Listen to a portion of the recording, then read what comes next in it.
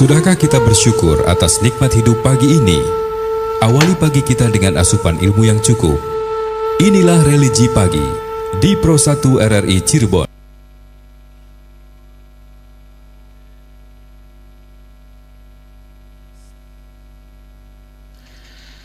Assalamualaikum warahmatullahi wabarakatuh. Alhamdulillahirabbil alamin wa bihi nasta'in ala umuri dunya waddin. Allahumma shalli ala sayyidina Muhammad wa ala ali sayyidina Muhammad. Amma ba'd. Alhamdulillahirabbil alamin.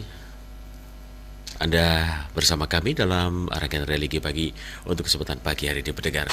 Dan kami sudah tersambung bersama Al-Ustaz Nasuha SAG MESC dari Bimas Islam Kementerian Kota Cirebon untuk kesempatan pagi hari ini pendengar yang akan membawakan kajian terkait dengan zakat sebagai pembersih jiwa dan harta.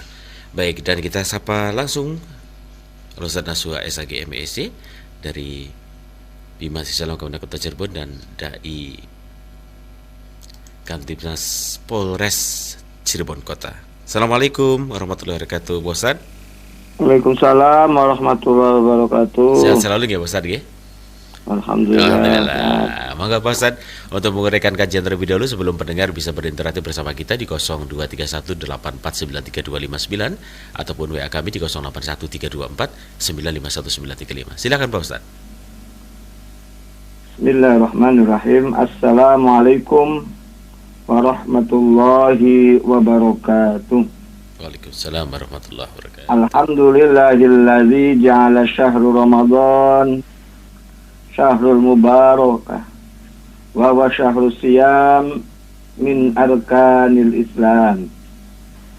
Asyhadu an la ilaha illallah wahdahu la syarika lah wa asyhadu anna Muhammadan abduhu wa rasuluh.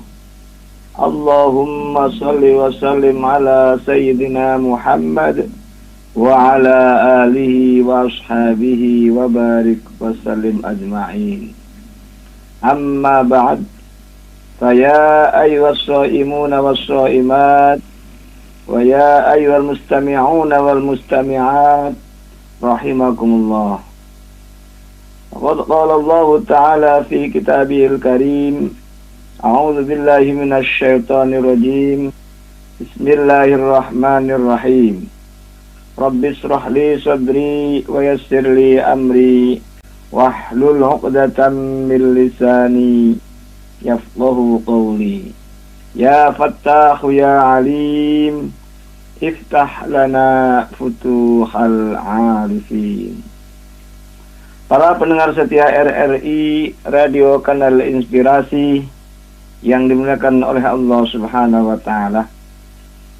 Alhamdulillah pada kesempatan pagi yang berbahagia ini di hari yang ke-6, di hari yang ke-5 di bulan Ramadan 1443 Hijriah, kita diberikan umur panjang oleh Allah Subhanahu wa taala, diberikan kesehatan walafiat, diberikan kekuatan lahir batin, sehingga alhamdulillah pada kesempatan pagi hari ini kita dapat melaksanakan aktivitas thalabul ilmi melalui Religi Pagi siaran RRI Cirebon Kanal Inspirasi. Semoga kita mendapat ziyadatul ilmi dan mendapat ridha Allah Subhanahu wa taala. Amin ya rabbal alamin. Salawat dan salam mari kita berdoa semoga tercurahkan pada junjungan kita Nabiyana wa Habibana Muhammad sallallahu alaihi wasallam beserta keluarganya, para sahabatnya, dan pengikutnya. Mudah-mudahan kita selaku umatnya mendapatkan syafaat ila yaumil qiyamah. Amin.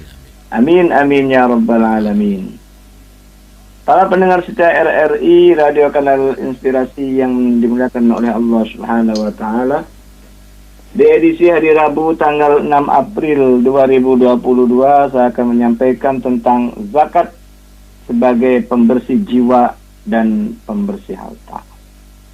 Para pendengar dimanapun berada, secara teologis zakat dimaksudkan sebagai pembersih harta dan pengikis karakter kikir, atau sebagai bentuk kepedulian terhadap penderitaan sama manusia.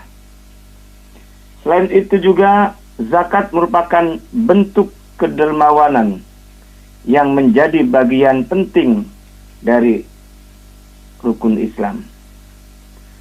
Para pendengar setia di RRI dimanapun berada, salah satu rukun Islam yang wajib dilakukan oleh seorang muslim adalah menunaikan zakat. Hal ini dimaksudkan untuk membersihkan atau mensucikan hati dan harta, tazkiyatun nafsi dan tazkiyatul mal. Bagaimana Allah Subhanahu wa taala berfirman dalam surat At-Taubah ayat 103, "Khudz min amwalihim shadaqatan tutahhiruhum wa tuzakkihim biha wa sholli 'alaihim inna sholataka sakanul lahum wallahu sami'un 'alim." Ambillah zakat dari sebagian harta mereka. Dengan zakat itu kamu membersihkan dan mensucikan mereka. Para pendengar dimanapun berada, dalam zakat terdapat syarat-syarat wajib zakat yang harus dipenuhi oleh seorang muslim. Di antaranya, orang tersebut beragama Islam, berakal, baligh, dan memiliki harta sendiri, dan sudah mencapai nisab. Kemudian kepada siapa saja zakat ini diberikan juga sudah diatur dengan baik. Bahkan diterangkan dalam Al-Quran surat At-Taubah ayat 60. Allah telah berfirman, "Innamas shadaqatu lil fuqara'i wal masakin wal 'amilina 'alaiha wal mu'allafati qulubuhum wa fir riqabi wal gharimina wa fi sabilillahi wa ibnis sabil faridatan minallah wallahu alimun hakim."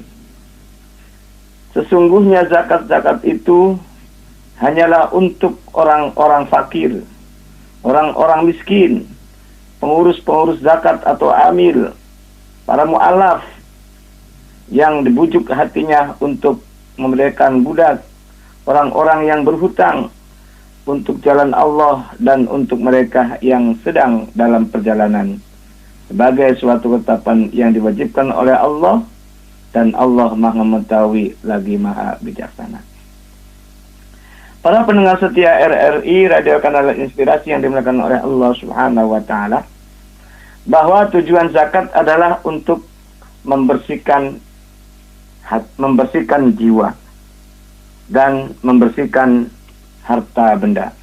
Maka dari tujuan itu, macam-macam zakat itu ada dua secara garis besar. Pertama adalah zakatun nafs, yakni zakat jiwa atau disebut juga zakat fitrah. Zakat yang diberikan berkenaan dengan selesainya puasa yang difardukan, yakni setelah menjalankan puasa Ramadan. Zakat fitrah ataupun zakat jiwa dimaksudkan untuk membersihkan dosa-dosa kecil yang mungkin ada ketika seseorang melaksanakan puasa Ramadan, supaya orang tersebut benar-benar kembali pada keadaan fitrah atau suci, seperti ketika dilahirkan dari rahim ibunya. Hal ini sebagaimana Rasulullah SAW telah bersabda, "Farada Rasulullah SAW zakat al-fitri tuhratan lis-shaimi minal lagwi war-rafasi wa tuhmatan lil masakin." Rasulullah SAW telah mewajibkan zakat fitrah untuk membersihkan orang yang berpuasa dari omongan yang tidak ada manfaatnya dan omongan yang kotor, serta untuk memberi makanan kepada orang-orang miskin. Hadis riwayat Abu Daud. Dan hadis lain mengatakan, "Saumul abdi mu'allaqun bainas sama'i wal ardi illa bizakatil fitri." Puasanya seorang hamba masih bergantung di antara langit dan bumi, kecuali telah mengeluarkan zakat fitrah. Para pendengar setia RRI Radio Kanal Inspirasi yang dimuliakan oleh Allah Subhanahu wa taala, Kemudian zakat tujuannya adalah untuk membersihkan harta atau tazkiyatul mal, atau yang lain istilah zakat mal, adalah mengeluarkan sebagian dari harta kekayaan seseorang atau badan atau usaha yang wajib diberikan kepada orang-orang tertentu setelah mencapai minimal tertentu ataupun setelah mencapai nisab dan setelah dimiliki selama jangka waktu tertentu atau istilahnya haul. Sesuatu dapat disebut mal apabila memenuhi dua syarat, yakni dapat dimiliki, disimpan, dihimpun, dikuasai, dan dapat diambil manfaatnya sebagaimana biasanya. Contoh, zakat mal adalah dari hasil pertanian, atau kita memiliki deposito di bank, memiliki emas, perak, dan lain sebagainya. Dan beberapa syarat harta yang wajib dizakatkan adalah kepemilikan sempurna dan berkembang. Artinya harta itu bisa diproduktifkan atau berpotensi produktif dan sudah mencapai nisab atau mendapat tertentu. Melebihi kebutuhan pokok, terbebas dari hutang, dan kepemilikannya itu 1 tahun ataupun haul. Para pendengar setia RRI Radio Kanal Inspirasi yang dimuliakan oleh Allah Subhanahu wa taala.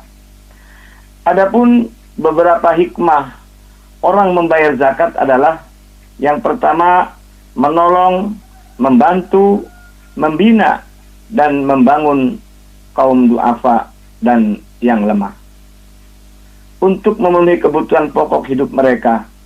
Dengan kondisi tersebut, mereka akan mampu melaksanakan kewajiban-kewajiban terhadap Allah Subhanahu wa taala.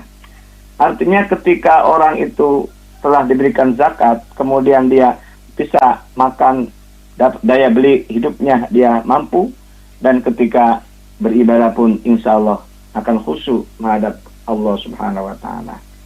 Kemudian hikmah yang kedua, dengan zakat memberantas penyakit iri hati, rasa benci dan dengki dari diri manusia yang biasa timbul dikala ia melihat orang-orang yang di sekitarnya berkehidupan cukup apalagi mewah. Kemudian dapat mensucikan diri pribadi dari kotoran dosa, memulihkan jiwa, menumbuhkan akhlak yang mulia, menjadi murah hati, memiliki rasa kemanusiaan yang tinggi, dan mengkikis sifat-sifat kikir dan serakah yang menjadi tabiat manusia, sehingga dapat merasakan ketenangan batin karena terbebas dari tuntutan Allah dan tuntutan kewajiban kemasyarakatan. Hablum minallah, hablum minannas, dia sudah terlaksanakan semua. Dan yang keempat, dapat menunjang terwujudnya sistem kemasyarakatan Islam yang berdiri di atas prinsip-prinsip umat yang satu, persamaan derajat, hak dan kewajiban, persaudaraan Islam, dan solidaritas sosial. Inilah di antara hikmah-hikmah ketika orang yang kaya ataupun memiliki harta menaikkan zakatnya kepada orang yang lebih membutuhkan, yakni ada 8 asnaf itu. Mudah-mudahan harapan dan tujuan di samping kita membersihkan jiwa, juga membersihkan harta kita, kita tumbuhkan solidaritas sosial, sehingga saling bahu-membahu, saling kasih sayang satu dengan yang lainnya. Sehingga rukun Islam yang 5, semuanya 5 itu ketika zakat itu tertunaikan, insya Allah yang 4-nya akan kokoh dan akan kuat.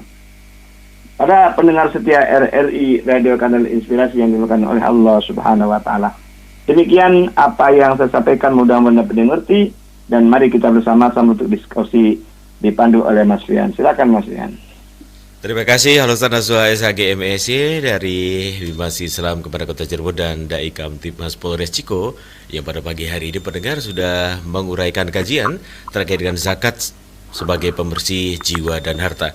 Namun sebentar Pak Ustadz, kita akan sampaikan terlebih dahulu tentu ini rekapitulasi hasil donasi kegiatan acara Aura Ramadan 1443 yang diselenggarakan oleh LPP RRI Cirebon pertanggal 5 April atau hari yang ketiga di bulan Ramadan 1443 Hijriah. Iya, dan yang sudah berdonasi pada tanggal 5 April, dan ini hasil rekapitulasinya, yaitu yang pertama Sulastri dari Desa Weru, donasi Rp500.000 dengan keterangan uang, dan kemudian Bapak Muzaki Desa Weru Rp500.000 yaitu berupa uang, dan Anto di Bima Rp50.000 berbentuk uang.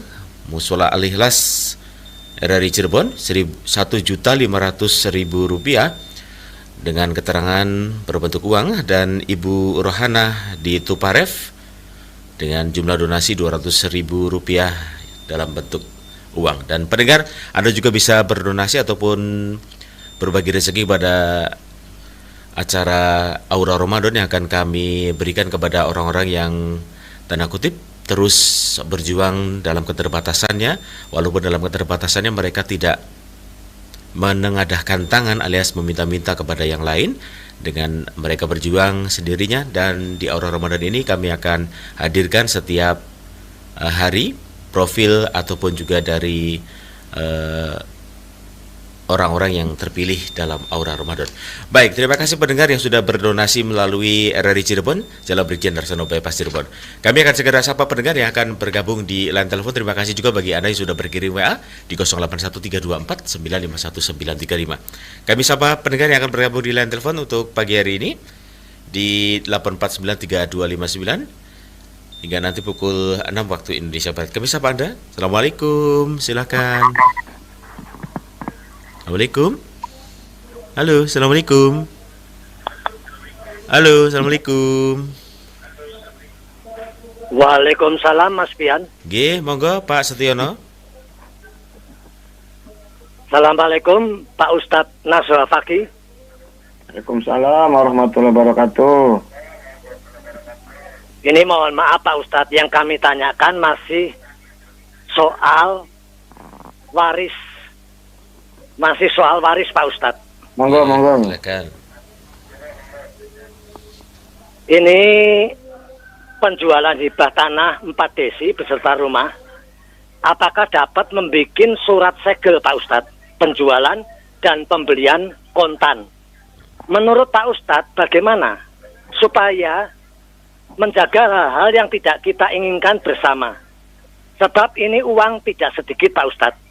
Dan istri almarhum sudah menyerahkan pada suami yang ditinggal istrinya, dan diberi tanah beserta berhibah. Suami tidak punya anak, menikah dengan wanita yang punya anak 4 di desa Cigedong suaminya, dan pindah ke desa Songgom buat membuka lembaran baru Pak Ustadz bersama istri yang kedua. Terima kasih penjelasan dari keputusan Pak Ustadz Nasuha Fakih. Wassalamualaikum warahmatullahi wabarakatuh. Waalaikumsalam warahmatullahi wabarakatuh. Terima kasih Pak Setiono di Bumi Ayu untuk kesempatan pagi ini sudah bersama Al-Ustadz Nasuha SAG MSc dari Bima Salam kepada Kota Cirebon, dan juga dari Kamtimas Polres Ciko untuk pagi hari ini. Kita sapa kembali Pak Ustadz di line telepon. Assalamualaikum, silakan. Assalamualaikum. Waalaikumsalam. Ya, dengan siapa Pak? Mohon maaf. Dengan Zulkifli di Sulawesi Barat. Sulawesi Barat. Baik Bapak, silakan. Ya. Pak siapa namanya? Bapak siapa Pak? Zulkifli. Zulkifli. Oke, Pak Zulkifli Ya. di Sulawesi Barat. Silakan Bapak. Ya, saya mau bertanya tapi ini di luar tema, boleh ya? Di luar tema, boleh. Silakan Pak. Saya mau tanya tentang sholat Jumat ini Pak Ustaz. Di tempat saya ini ada salah seorang tokoh agama yang mengatakan bahwa sholat Jumat itu tidak sah apabila tidak cukup 40 orang berjamaah. Jadi kata beliau, kalau tidak kurang dari 40 orang itu harus setelah sholat Jumat 2 rakaat itu harus ditambah lagi dengan sholat zuhur Zuhur. secara berjamaah. Yang saya mau tanyakan Pak Kiai, apakah ini ada dalilnya, Ya. baik itu dari Al-Quran ataupun dari hadis? Oke. Yang kedua, Mas, ya. apa saja rukun-rukun sholat Jumat itu? Apakah termasuk jumlah 40 orang itu termasuk dalam rukun sholat Jumat? Ya. Itu saja Pak Kiai. Baik, terima kasih Pak Zulkifli di Sulawesi Tengah. Ini mohon maaf Pak Zulkifli, mendengarkan radio melalui apa nih Pak? Melalui Melalui parabola. Oh, parabola Pak. Baik Bapak. Iya, iya. Terima kasih Terima Pak kasih, Zulkifli. Pak. Iya, Mangga, terima Assalamualaikum. kasih. Waalaikumsalam warahmatullahi wabarakatuh. Pendengar sangat jauh sekali dari Sulawesi Tengah untuk kesempatan pagi hari ini. Baik, Pak Ustadz, satu penelpon lagi ya untuk kesempatan pagi hari ini. Mungkin sudah Iya. dicatat nanti. Silakan berdengar di 0231849329 untuk pagi hari ini bersama Lulusan Naswa SHG MEC dari Bimas Islam Kabupaten Kota Cirebon, dan lain telepon di 84933259 sudah kami buka dan silakan pergunakan sebelum kami ataupun Pak Ustadz jawab pertanyaan dari pendengar yang sudah berkirim ataupun bersama kami melalui line telepon. Baik, nampaknya kita tahan dulu pendengar yang sudah bergabung bersama kami di line telepon. Silakan Pak Ustadz menjawab dulu pertanyaan dari Pak Setiono terkait dengan pembagian harta waris ataupun penjualan tanah waris begitu Pak Ustadz. Silakan. Ya, Pak Setiono di Bumi Ayu tentang mengenai masalah waris ya. Oke. Ini masalah zakat sebetulnya sih nggak apa-apa. Jadi ketika terjadi transaksi jual beli dan bisakah membuat segel, emang ketika sudah ada transaksi segera mungkin untuk menghubungi PPAT, pembuat akta tanah gitu loh, petugas tanah gitu ya. Di sini bisa melalui notaris atau bisa melalui Pak Camat kecamatan setempat gitu loh. Karena ada tambahan tugasnya sebagai PPAT juga. Di sana ada dibikinlah namanya AJB, akad jual beli gitu. Nah, di situ. Adapun kalau sudah bikin segel atau AJB itu, dan itu merupakan alat bukti sah bagi miliknya. Karena sudah tercatat dalam lembaran negara istilahnya kan gitu. Adapun kaitannya dengan istri kemudian meninggal dunia dan sudah serahkan sepenuhnya kepada suami, di mana pernikahan itu tidak punya anak katanya gitu kan, maka seorang suami yang mendapatkan amanah dari istri itu harus benar-benar berhati-hati dalam menjaga amanah ini. Yang paling utama dan pertama adalah selesaikan dulu harta-harta peninggalan antara suami istri yang pertama itu. Sehingga jelas ketika suami mau menikah lagi itu aman secara syar'i, terutama hubungannya dengan harta-harta yang didapat setelah menikah dengan istri yang pertama tadi. Jadi aset-aset yang didapat dimiliki dengan istri yang pertama itu harus selesaikan dulu. Berapa miliknya suami, berapa miliknya istri. Kalau sekiranya itu harta didapat setelah menikah, sebelum menikah tidak punya, maka itu namanya sebagai harta bersama. Suami separuh, istri separuh. Yang dibagi hanya miliknya istri saja yang meninggal dunia. Kemudian suami pun dapat. Ketika meninggalnya istri tidak memiliki keturunan, maka di samping suami adalah saudara-saudara istri dan juga ayah ibunya istri gitu. Nah, suami dapat 1/2 dan saudara-saudara sebagai asobahnya.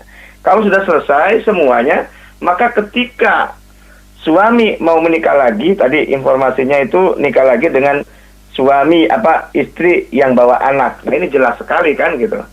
Jadi kita kembali pada persoalan tentang bolehkah membuat segel, ya emang harus supaya kepemilikan itu sah secara hukum. Nah, di situ. Adapun ketika si istri meninggal dunia, sebelum menikah lagi harus bisa segerakan untuk dibagi dulu aset-asetnya supaya jelas mana miliknya suami sekarang dan mana miliknya istri yang sekarang nanti. Artinya suami otomatis bawa harta bawaan kan gitu. Harta milik istri itu sudah selesai dibagi kepada saudara-saudaranya, di samping yang mendapat juga suami itu. Kemudian yang kedua, tentang pertanyaan dari Pak Zulkifli ya. Iya, betul. Halo? Ya, silakan Pak. Ya, Pak Zulkifli ini hubungannya dan tentang mengenai apa tadi? Sholat Nggak Jumat. kedengaran saya suaranya ini. Sholat Jumat Pak Kiai. Hah? Sholat Jumat. Oh, Iya. tentang sholat Jumat kaitannya dengan jumlah ya. Jumlah kurang dari 40 orang. Ini menurut Kiai ataupun menurut Islam seperti apa Pak Kiai? Apakah harus mengulang lagi dengan sholat zuhur begitu Pak Kiai atau seperti apa Iya. Pak Kiai?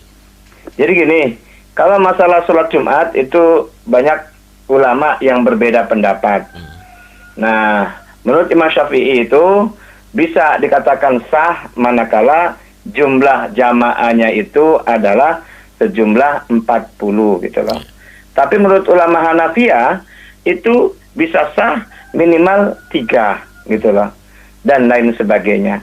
Itu adalah ikhtilaful ulama itulah, perbedaan ulama. Yang jelas ketika mengenai sholat Jumat itu semuanya itu adalah mustautinin. Artinya orang itu bukan pendatang, tapi penduduk asli itu. Syarat utama adalah penduduk asli. Nah, di situ. Adapun kita keyakinan kembalikan kepada diri kita masih lebih condong mana kan gitu. Gitu. Karena pada dasarnya ikhtilaful ummati rahmatun. Perbedaan pendapat kaitannya persoalan ubudiyah itu adalah menjadi rahmat atau kasih sayang Allah kepada kita. Gitu. Saya pikir untuk mengenai ini kita hindari dalam perbedaan ini, tapi kembali kepada kita keyakinannya. Kalau yakin kita kepada pendapat ulama salah satunya adalah Imam Syafi'i, maka cenderungnya adalah minimal 40. Nah, kalau Imam Hanafiyah itu 3 aja sudah cukup, itulah. Nah, di situ. Tapi yang syarat utama tentang mengenai kewajiban menunaikan sholat Jumat itu adalah mustautinin, artinya penduduk asli, bukan dari pendatang gitu loh. Sehingga jelas sekali di situ adalah merupakan bukti bahwa adanya sholat Jumat tersebut. Karena banyak ketika ada sebuah masjid kantoran itu kadang-kadang dikira sah apa tidak, itu kadang demikian. Nah, asal orang itu walaupun di kantoran, tetapi orang itu sudah setiap harinya kerja di situ gitu. Ya, bisa dikatakan mustautinin. Nah, demikian. Mas. Baik, Ya. Pak Zulkifli, terima kasih sudah bersama RRI Cirebon pada pagi hari ini. Salam buat keluarga Pak Zulkifli di Sulawesi Tengah yang mendengarkan RRI melalui parabola. Baik, terima kasih. Dan kita ke WA dulu Pak Ustadz untuk kesempatan pagi hari. Baik, dari Pak Sakadi, terima kasih Pak Sakadi sudah bersama RRI Cirebon dan sudah mengirimkan WA dan pertanyaannya, apakah orang yang berhak menerima zakat atau mustahik wajib mengeluarkan zakat fitrah? Pak Ustadz, silakan. Dari Pak Sakadi Wahyono, Gintung Kidul, Cuaringin. Silakan Pak. Ya, jadi apakah orang yang menerima zakat fitrah atau zakat apa tetap menunaikan zakat fitrah gitu ya? Iya, betul. Oke. Secara prinsip menunaikan zakat fitrah itu adalah tazkiyatun nafsi, yakni membersihkan jiwa bagi orang yang berpuasa tentunya. Nah, setiap orang yang berpuasa itu wajib harus menunaikan zakat fitrah. Walaupun walaupun orang itu harta itu didapat dari zakat juga gitu loh. Maka ada sedikit dalam Bahsul Masail ini bagaimana ini seorang ini hanya itu aja hidup dapatnya gitu loh, didapat dari itu, asal itu tidak boleh barter lah ibaratnya gitu loh, gantian itu tidak boleh, harus orang lain yang didapat dan yang diberikan gitu loh. Jadi ada istilahnya silang zakat lah gitu loh.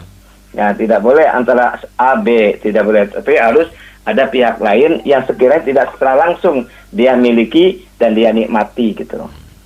Jadi yang namanya tazkiyatun nafs itu adalah semua orang yang memiliki itulah.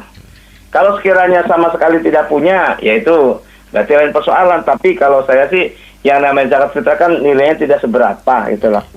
Beda dengan namanya zakat mal gitulah. So, zakat fitrah ini hanya setahun sekali itulah. Apalagi kata Nabi mengatakan namanya zakat fitrah ini khawatir akan tergantung terutama pahala puasanya kan gitu loh.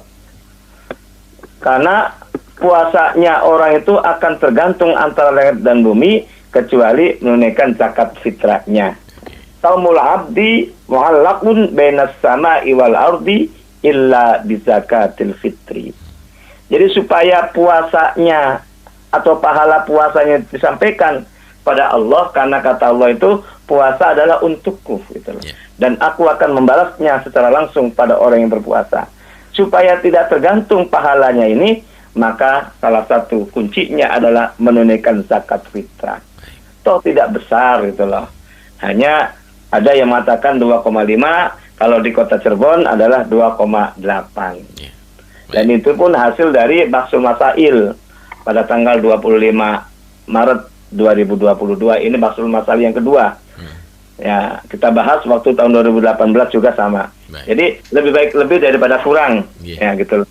Dan namanya satu sok ini tergantung ukuran tangan manusia. Sok ini hubungannya dengan tangan manusia. Kalau tangan manusianya itu kecil, maka satu sok di mana ini sedikit. Kalau satu sok itu tangannya besar, orang itu satu raudan satu sok itu, Mas. Satu raudan gitu loh. Kalau tangannya besar, berarti satu itu besar juga, tapi tangannya sedang juga sedang. Jadi ada yang mengatakan ulama itu 2,4, ada yang mengatakan 2,5, ada yang 2,7, ada yang mengatakan 3 lebih malah. Gitu. Nah di sini, toh berapa kalau dikonversikan uang? Kalau di Cirebon itu adalah 35.000, 2,8 kilonya itu. Dan ternyata dari Jawa Barat ini variasi kalau dengan rupiah. Ada yang 40.000, ada yang 37.000, ada yang 30 juga ada. Semuanya varian, tapi hubungannya dengan sok itu adalah bisa dimaknani adalah satu raudan. Karena satu raudan tergantung dari besar kecilnya tangan itu. Nah, ini sudah dibahas kalau di Basnas Kota Cirebon. Demikian. Pak Ustadz, kalau ini kan adanya perbedaan jumlah gitu Pak Ustadz ya, terkait dengan kalau di Cirebon Kota ini saya lihat selebarannya Rp35.000 gitu ya Pak Ustadz ya. Nah ini adanya perbedaan ini disebabkan apa nih Pak Ustadz? Bisa perbedaan tentang mana ukuran nisab itu satu sok tadi ya. Ada yang dikatakan 2,5 kilogram, ada yang dikatakan 2,8. Yang secara umum 2,5. Yang kedua, perbedaan yang kedua adalah karena harga. Kalau melihat konversi tadi, harga dari beras itu. Dan kami sudah koordinasi dengan Dinas Perdagangan di Kota Cirebon itu. Dan tentunya Basnas yang lain pun sama, kerjasama dengan Dinas Perdagangan itu. Dan biasanya di saat bulan Ramadan atau menjelang Hari Raya, itu ada kenaikan harga itu. Nah, kenaikan itu sampai 15%, ada yang 10%, ada yang 5%. Kami ambil tengah-tengah. Di saat naiknya itulah 10%. Yang kedua, yang ketiga, perbedaan dari kualitas beras itu gitu loh. Atau berasnya rojo lele ataupun apalah gitu ya. Nah kita tergantung pada diri kita juga. Kalau kita nurasnya baik, tentunya harganya beda juga kan gitu loh. Contoh seperti daerah Bogor, itu nilainya 40.000 itu. Kalau dikonversikan menjadi uang gitu loh. Padahal di sana masih 4,5. 2,5. Ya, 2,5 kilogram gitu loh. Tapi harga berasnya itu di sana mahal gitu loh. Nah di situ. Jadi pertimbangannya itu pertama karena nisab, kemudian dengan naiknya harga di saat waktu bulan Ramadan, dan kemudian dilihat dari mutu kualitas dari beras itu apa premium atau yang sedang-sedang itulah. Demikian. Baik, terima kasih. Kita ke WA kembali Pak Ustadz untuk kesempatan pagi ini dari Sihab Cirebon. Untuk Pak ini, Assalamualaikum Pak Kiai, saya mau bertanya, kalau rukun Islam kan ada 5. Nah, saya masih tertukar antara ketiga sama keempat.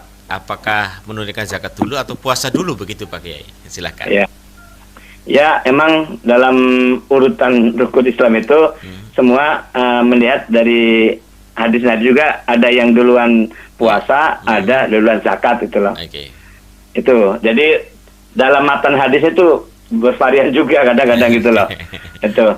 Adapun kaitnya dengan urutan itu no problem, semua adalah pakai wawu dan gitu loh. Oke. Bukan alternatif, bukan menggunakan au, huruf au itu atau gitu. Atau. Kalau dan kan itu Gandeng, sifatnya gitu. kan berturut-turut Iya, lah gitu lah. berturut-turut. Adapun kalau saya berpendapat sih bahwa zakat itu kalau ibarat driji tangan ini Mas Fian, Ya. itu tengah-tengah gitu loh. Berarti Iya. dua kalimat syahadat, salat, sholat, puasa, zakat, atau puasa, zakat, dan haji Iya, gitu loh. iya, oke. Nah, zakat ini ibadah maliyah dan ibadah ubudiyah gini nih. Atau hablum minallah, hablum minan nas. Iya. Nah, kalau tengah-tengahnya ini kuat, pondasinya kuat istilahnya, maka kanan kiri dua-dua ini akan lebih kuat lagi gitu. Baik. Contoh, sholat cuma gampangnya nih. Ya. Kalau kita telah menunaikan zakat, kemudian harta zakat itu diberikan kepada orang yang tidak mampu, yang namanya ibadah kan harus kuat, ataupun harus kenyang lah, ataupun tidak memikirkan harta lagi lah gitu lah. Maka ketika dia sholatnya kemudian sudah makan gitu loh, kira-kira sholatnya khusyuk nggak kira-kira gitu? Enggak. Ya. Ya, baik. Ini contohnya gitu loh. Juga sama, ketika kita melakukan puasa, kalau kita tidak punya harta selama, gimana caranya supaya khusyuk gitu kan gitu loh. Oke. Maka zakat ini sebagai penengah, karena kalau zakat adalah hablum minallah, hablum minan nas. Baik. Kalau masalah sholat itu lebih condong pada hablum minallah. Hablum minasnya, walaupun assalamualaikum itu dimaknani keselamatan untuk kanan kirinya kan gitu loh. Baik. Nah di situ. Ya. Jadi saya memilihnya itu adalah yang ketiga. Jadi dua kalimat syahadat, sholat, zakat, puasa, dan haji. Baik. Kalau zakatnya terlaksana dengan baik satu negara itu ataupun satu daerah itu, maka akan kuat semuanya. Baik, Pak Kiai. Ya, kita ke pendengar kembali Pak Kiai untuk kesempatan pagi hari ini. Dari line telepon kita sapa pendengar. Assalamualaikum, silakan. Waalaikumsalam warahmatullahi wabarakatuh, Bung Piana. Baik, silakan Terima Ibu Indra. kasih. Silakan. Assalamualaikum Ustadz Nasuhafak. Suaranya nggak kedengaran. Selalu Baik, nanti bersemangat. saya- Kenapa Bung Pian? Silakan Ibu Indra. Ya, Pak Kiai, saya ingin bertanya tentang hadis riwayat Tobron. Jabir radhiyallahu anhu menceritakan, ada seorang lelaki bertanya kepada Nabi Shallallahu Alaihi Wasallam, ya Rasulullah, bagaimana pendapat engkau jika seseorang menunaikan zakat hartanya? Muhammad Rasulullah Shallallahu Alaihi Wasallam bersabda, barang siapa mengeluarkan zakat hartanya, maka hilanglah kejahatan pada dirinya. Apa maksud hadis ini, Pak Ustadz Nasuhafaki? Terima kasih. Terima kasih pula Bung Pian. Baik, terima kasih, Bu Indra. Assalamualaikum warahmatullahi wabarakatuh. Waalaikumsalam warahmatullahi wabarakatuh. Baik, terima kasih Bu Indra. Pak Kiai sudah bisa menyimak Pak Kiai? Yang terakhir kedengaran, oke. Ya, oke. Terkait dengan zakat mal atau zakat harta begitu ya Pak Kiai. Tapi kita juga ini terkait Ibu Khairah dan Ibu Umi Ayu juga sama nih Pak Kiai terkait dengan zakat mal gitu Pak Kiai ya. Dan mau tanya Pak Kiai, apakah wajib zakat mal jikalau punya harta dengan cara pinjam bank tapi angsurannya sudah lunas dan juga harta waris wajib dikeluarkan zakat malnya? Matur suwun, terima kasih dari Ibu Hariroh Bumi Ayu. Silakan Pak Kiai. Ya. Tadi suaranya nggak begitu jelas, tapi sedikit paham tentang mengenai hadis Nabi bahwa kalau orang itu telah menunaikan zakat, maka hilanglah kejahatannya, kalau salah ya. Betul Pak Kiai, betul. Ya. Jadi emang hikmah ataupun tujuan zakat itu kan, kalau melihat zakat mal ya, zakat harta itu adalah supaya menghilangkan dari sifat-sifat yang tidak baik. Ya. Pertama kikir, kedua iri, hasud gitu loh. Jadi ketika kita sudah menunaikan zakat, maka orang-orang di sekitar kita yang menerima pun itu merasa terbantu. Yang kedua, kejahatan tetangga pun akan sirna gitu loh. Beda ada orang kaya kemudian dia tidak berzakat. Pasti orang itu akan istilahnya apa ya? Iri dan seterusnya kepada orang tadi gitu loh. Yang kedua, orang yang tadi tidak diberikan, ini ada ancaman-ancaman kadang-kadang demikian. Makanya ketika ada hadis Nabi juga mengatakan ada 5 perkataan harta manakala harta itu ditunaikan untuk sodako, infak ataupun zakat. Ya, dulu adalah musuhmu, sekarang menjadi penyayangmu, gitu. Ada hadis Nabi demikian. Apa tuh hadisnya? Dulu saya sebagai musuhnya, kunna aduun fa'ahbabtani. Ya, itu hadisnya demikian. Dulu saya sebagai musuhmu, harta itu maksudnya. Tapi ketika harta itu ditunaikan fa'ahbabtani, maka harta itu akan memberi perlindungan untuk kita, menjadi kasih sayang kepada kita. Tadi contoh konkret yang saya sampaikan tadi gitu loh. Kalau ada orang kaya kemudian kikir, maka orang-orang yang lain pun akan melakukan kejahatan-kejahatan gitu. Tetapi kalau orang itu dermawan, itu orang sekitarnya akan menghormati. Bahkan ketika ada musibah, kebakaran atau yang lainnya, dia akan membantu dengan seikhlasnya. Tetapi kalau orang itu kaya kemudian kikir, ketika ada hal-hal yang tidak diinginkan ataupun kebakaran itu, maka dia akan tepuk tangan gitu. Jadi menggandeng tentang mengenai kasih sayang itulah melalui menunaikan zakat itu. Bahkan harta yang kita miliki ada sebagian hak milik orang lain. Nah, di situ. Baik. Dari Ibu Harirah, amwalim hakul lisaili wal marhum, kata Al-Qur'annya. Di dalam harta-harta kala itu ada hak bagi orang yang minta-minta maupun bagi orang yang tidak meminta-minta. Itu jadi sebagiannya. Ukurannya minimal 2,5% gitu ya. Tergantung jenis hartanya. Gitu lah.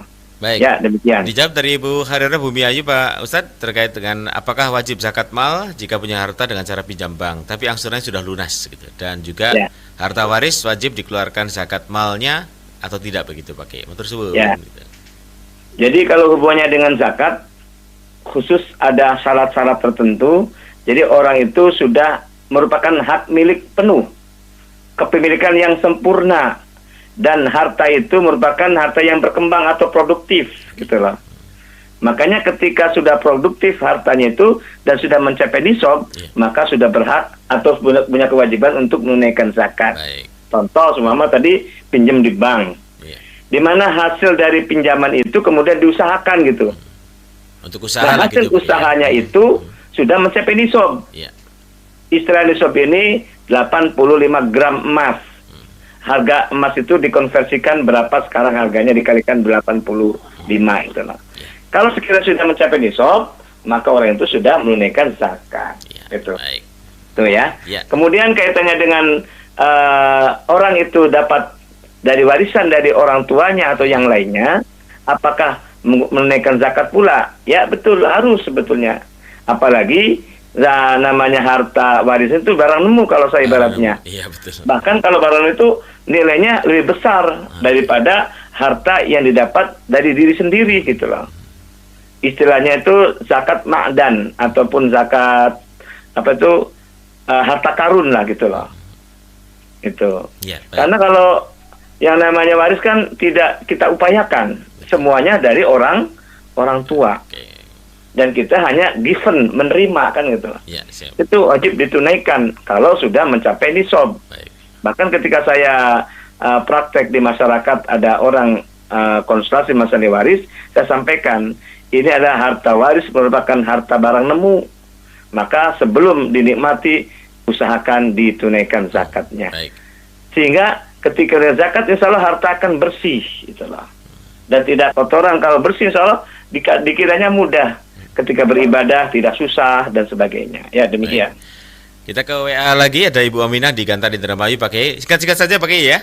Waktunya misalkan kita untuk kesempatan pagi ini. Dari Ibu Aminah di Gantar mau tanya Pak Kiai, ibu saya sakit sudah sekitar 7 tahunan. Ketika mendapatkan zakat fitrah, saya keluarkan untuk fidyahnya. Tetapi hanya separohnya, yaitu cuma 15 hari. Gimana Pak Kiai? Apakah saya yang menjadi anak yang berdosa? Anaknya cuma saya sendiri begitu. Oh dia. Baik, silakan Pak Kiai. Silakan saja Pak Kiai. Karena ada beberapa WA lagi nih Pak Kiai. Silakan. Ya, hubungannya dengan zakat bagi fidyah bukan zakat ya? Iya, betul. Fidyah bagi orang yang sakit bagaimana?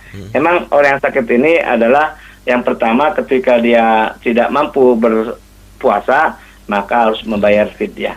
Fidyah ini salah satu sebagai harta yang ditunaikan ketika dia sudah tidak bisa menjalankan puasanya. Pertanyaannya bagaimana kalau seumpama hanya bisanya setengahnya atau 15 harinya gitu loh ya. Nah, kita kembali kepada persoalan hukum Allah. La yukallifullahu nafsan illa wusaha. Allah memberikan beban kepada seseorang hamba tergantung dengan kemampuannya.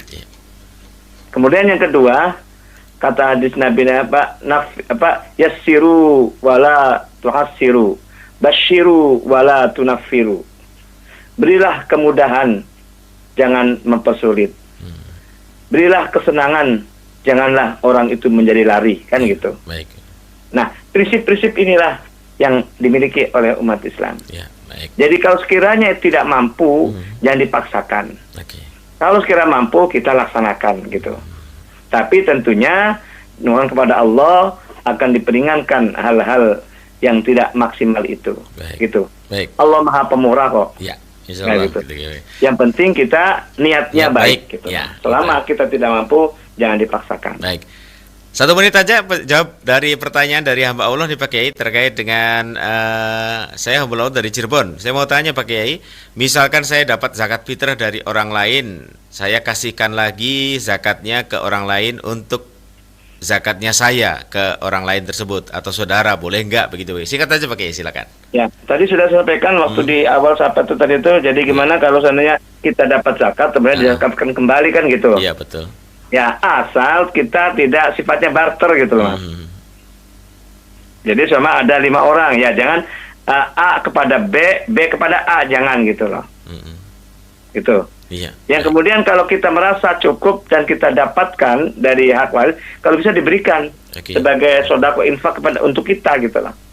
Jadi sebetulnya kita sudah cukup gitu loh. Cuma menurut amil itu kita diantaranya paling berhak juga gitu. Kita menerima. Nah, yang kita menerima itu kemudian diberikan. Iya. Nah, itu lebih baik demikian. Tapi kita sebagai puasa as-shaim itu harus menunaikan zakat untuk dirinya sendiri dari harta sendiri kalau ada. Kalau sekalian tidak ada tadi saling tukar-tukaran dengan yang lain, tapi jangan secara barter gitu loh. Baik. Jadi itu makanya tugas adanya Basnas, adanya Amil itu adalah supaya untuk mengeliminir dari barter tadi gitu. Ya. Baik. Gitu. Terima kasih Pak Ustadz yang sudah memberikan kajian untuk kesempatan pagi ini. Ada sesuatu yang disampaikan sebelum kita akhiri, Pak Ustadz, silakan. Para pendengar setia RRI di mana berada, jadi ketika kita punya harta berupa beberapa harta yang segerakan untuk menunaikan zakatnya. Apalagi ketika puasa. Katanya kalau puasa ini nilainya dilipat-lipat gandakan. Jadi banyak orang menunaikan zakat itu di bulan puasa boleh-boleh saja. Adapun ketika zakat nafas ataupun jiwa itu ditunaikan juga di saat orang itu berpuasa. Nah, utamanya itu saat waktu takbiran. Tapi bisa ditakjil, bisa didahulukan mulai tanggal 1 Ramadan. Itu melalui badan amil zakat ataupun badan yang resmi sehingga pengelolaannya itu dapat dipertanggungjawabkan. Baik secara syar'i, secara aman syar'i, aman RKI dan seterusnya lah itu. Demikian kurang lebihnya, maaf. Wassalamualaikum warahmatullahi wabarakatuh. Waalaikumsalam warahmatullahi wabarakatuh. Terima kasih Pak Ustadz Nasuha SAG MEC dari Bimas Islam Kemenak Kota Cirebon dan juga Dai Kantipas Polres Cirebon Kota untuk kesempatan pagi ini sudah bersama pendengar dalam rangkaian religi pagi. Sekaligus pendengar, saya undur diri dari ruang dengar Anda dan segera diganti oleh rekan saya Lisma Julia Sari. Mohon maaf tidak semua rangkaian telepon yang bisa kami udarakan dan tidak semua WA yang bisa kami baca pada kesempatan pagi ini. Terima kasih. Bila taufiq wal hidayah. Assalamualaikum warahmatullahi wabarakatuh. Baru saja usai Religi Pagi di Pro 1 RRI Cirebon.